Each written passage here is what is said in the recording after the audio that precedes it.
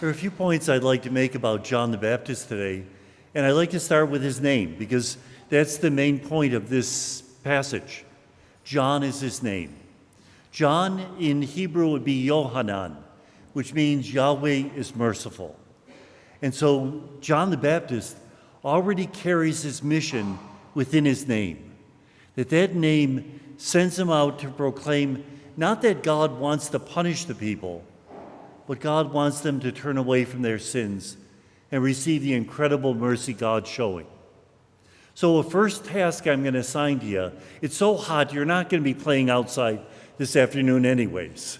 So go to Google and find the etymology of your name. Not what saint you're named after, but where the name actually comes from.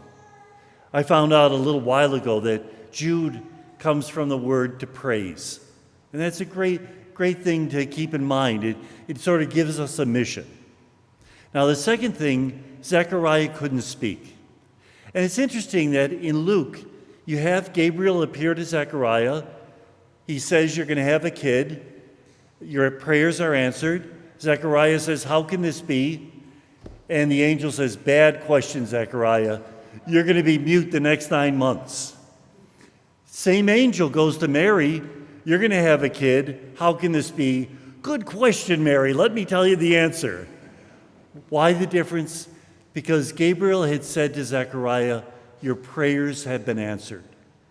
Zechariah and Elizabeth have been praying for years, but they never really believed in the power of their prayers. And so that's another reminder. It's a question, do we believe that our prayers are powerful, that they change the world? Sometimes when we say them, we feel that they're just words into the wind.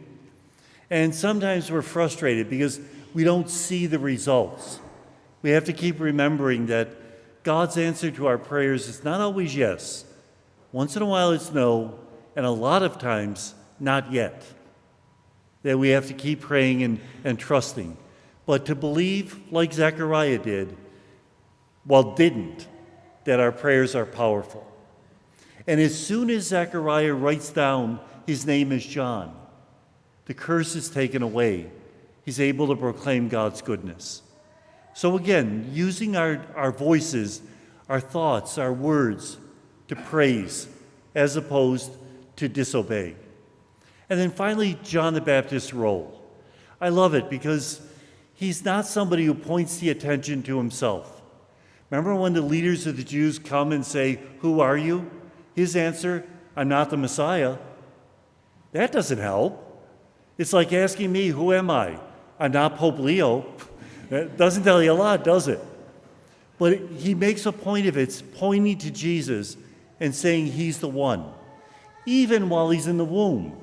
Remember, he jumps for joy, pointing the attention not at himself, but at his cousin.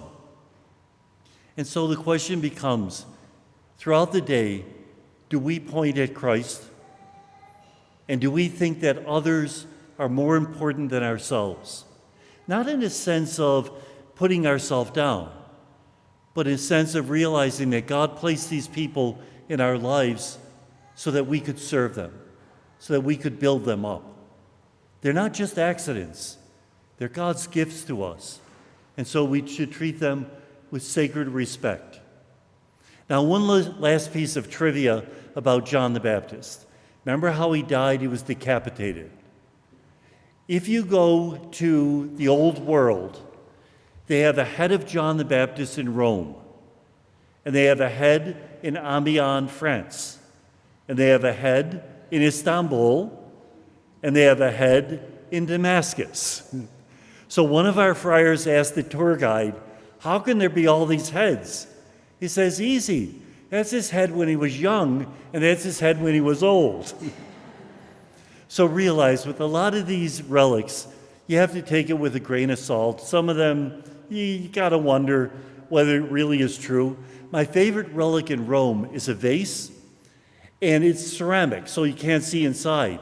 But when you pull up the stopper, you look in, and it's dark. It's a relic of the plague of darkness in Egypt. Yeah. But if these things bring us to prayer, then that's a good thing. Our beautiful relic of St. Anthony in the back. It's a reminder of someone who loves us and someone that we should try to love. And that's not necessarily a bad thing.